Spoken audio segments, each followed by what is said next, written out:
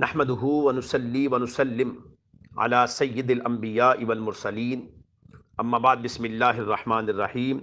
معزز خواتین و حضرات، السلام علیکم ورحمۃ اللہ وبرکاتہ۔ سلسلہ فہم حدیث کورس کی آج 37ویں حدیث آپ کی خدمت میں پیش کی جا رہی ہے۔ میرے آقا علیہ الصلوۃ والسلام کا فرمان عظیم ہے، انا وکافل الیتیم فی الجنۃ ھکذا، یعنی میں اور یتیم کی کفالت کرنے والا جنت میں اکٹھے ہوں گے۔ اللہ کے رسول صلی اللہ علیہ وسلم نے ہمیں معاشرے میں رہنے کے تمام گر سکھائے ہیں، اور معاشرے کے اندر جن رشتوں سے ہمارا واسطہ پڑے گا ان رشتوں کے ساتھ حسن سلوک کرنے کا ہمیں حکم بھی دیا ہے اور طریقہ بھی بتایا ہے۔ اب یتیم وہ ہے جو کہ سن بلوغت سے نیچے بچہ ہے اور اس کا باپ فوت ہو گیا، اب اس کی کفالت کرنے والا کوئی نہیں۔ اب اس کے دو روپ ہیں۔ اس کے ایک روپ یہ ہے جو آپ کے فیملی کے اندر یا فیملی کے ارد گرد،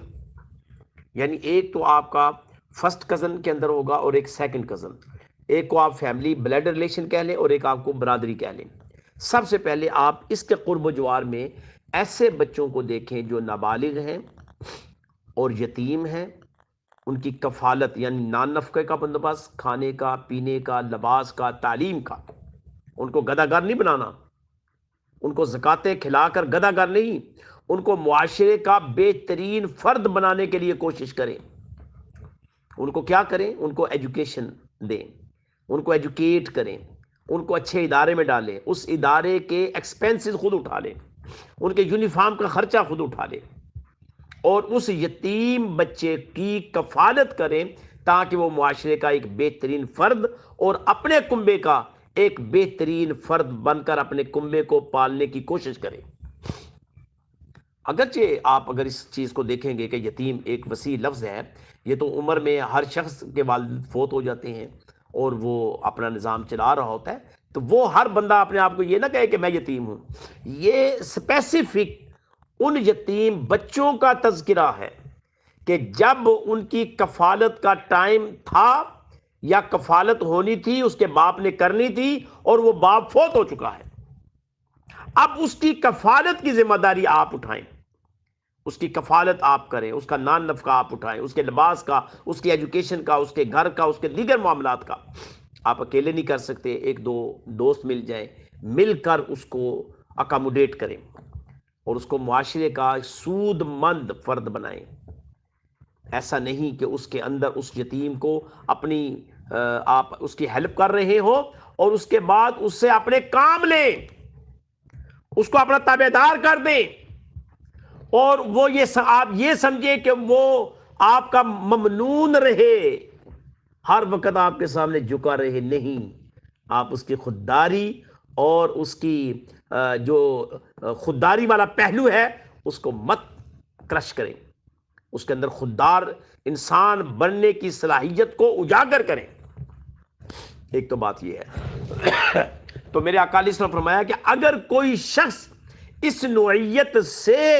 کسی یتیم بچے کی کفالت کرتا ہے، کل قیامت والے دن جنت میں وہ میرے ساتھ ہوگا۔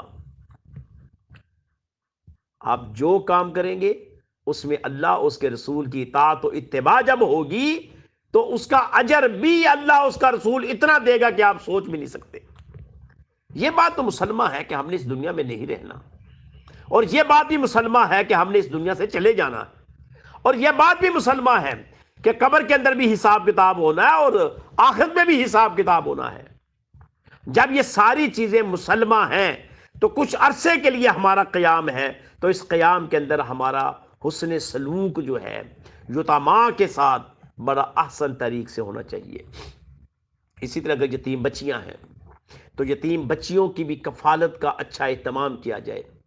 بلکہ ان کی شادی کے لیے اہتمام کیا جائے، بلکہ ان شادی کی جہیز جو موجودہ دور میں رواج کے مطابق آپ کا رواج جو بھی ہو، ان کو اکاموڈیٹ کیا جائے، ان کی مدد کی جائے، ان کی ہیلپ کی جائے، لیکن اس انداز سے ہیلپ کی جائے کہ دائیں ہاتھ سے دو بائیں کی اس کی خبر نہ ہو، اس انداز سے ان کی سپورٹ کی جائے۔ اور اس سپورٹ میں صرف ایک ہی چیز ہو کہ اللہ اور اس کے رسول کی رضا کی خاطر ہم یہ کام کر رہے ہیں، ہم دنیا کی رضا کی خاطر نہیں کر رہے، اور پھر اس کی تشہیر نہ کریں کہ آٹے کا تھیلا دیں اور اس کی تصویر اتاریں اور اتار کر فیس بک پر لگا دیں، یہ کام نہ کریں۔ کپڑے کا جوڑا دے دیں اور کپڑے کا جوڑے دینے کے بعد اس کی تصویر اتاریں، تصویر اتار کر اس کے بعد فیس بک کے اوپر لگا دیں۔ ہمارے مختلف تنظیمیں اس وقت یہ جو اجتماعی شادیوں کا یا اجتماعی بچیوں کا جو اہتمام کرتے ہیں، پھر ان کی تصویریں اتارتے ہیں، پھر ان کو سٹیج پر بٹھاتے ہیں، کبھی یہ سوچے کہ یہ ریاکاری میں نہیں آتا؟ یہ آپ ان کی جو خودداری ہے اس کو آپ مجروح کر رہے ہیں، آپ یہ سمجھ رہے ہیں کہ آپ لوگوں کو موٹیویٹ کر رہے ہیں، اس سے موٹیویٹ ہوتے ہیں۔ شاید کوئی موٹیویٹ ہو یا نہ ہو، لیکن جن بچوں کو آپ سٹیج پر بٹھا کر، جن یتیم بچیوں کو سٹیج پر بٹھا کر اور آپ بتا رہے ہیں کہ ہم ان کو رخصت کر رہے ہیں، ہماری تنظیم ان کو اکاموڈیٹ کر رہی ہے، تو آپ سمجھ لیجئے کہ آپ ان کی خودداری کو مجروح کر رہے ہیں، ان کی عزت نفس کو پائمال کر رہے ہیں۔ جو کام بھی کریں اللہ اس کے رسول کی رضا کی خاطر کریں۔ اللہ تعالیٰ سے یہ دعا ہے کہ اللہ پاک سمجھنے کی توفیق عطا فرمائے۔ اگر اس کے ساتھ ایک چھوٹی سی میں بات بھی شیئر کر دوں کہ کچھ لوگوں نے اس کو فیشن بنا لیا ہے، پروفیشنل بنا دیا ہے، پروفیشن اور فیشن کی شکل میں یتیم بن کر جی میں یتیم ہوں میری مدد کی جائے، تو بازاروں کے اندر تو یہ گداگاری کی آپ نے ہر لحاظ سے ہر ممکن حد تک اس گداگاری کی آپ نے مذمت کرنی ہے۔ اگر آپ کو کوئی ایسا بچہ بھی نظر آتا ہے تو اسے کہیں کہ بیٹا اگر تم پڑھنا چاہتے ہو تو ہم تمہیں پڑھانے کو تیار ہیں، اگر تم سکول میں جانا چاہتے ہو ہم سکول بھیجنے کو تیار ہیں۔ تو آپ دیکھیں گے کہ جب آپ اس انداز کا رویہ ان بچوں کو جو آپ کی گاڑیوں کے آگے پیچھے مانگتے ہوئے نظر آئیں گے، جب ان کو آپ یہ سوچ دیں گے، یہ تھنک دیں گے، تو میرا بڑا ہی یقین اور اعتماد ہے کہ ان کے اندر کا انسان جاگے گا، یا تو آپ کے ساتھ چل پڑیں گے یا وہ اس گداگاری سے پیچھے ہٹ جائیں گے۔ اللہ تعالیٰ سے یہ دعا ہے کہ اللہ پاک سمجھنے کی توفیق عطا فرمائے۔ آمین وآخر دعوانا ان الحمدللہ رب العالمین، صلی اللہ علی حبیبہ محمد وآلہ وسلم۔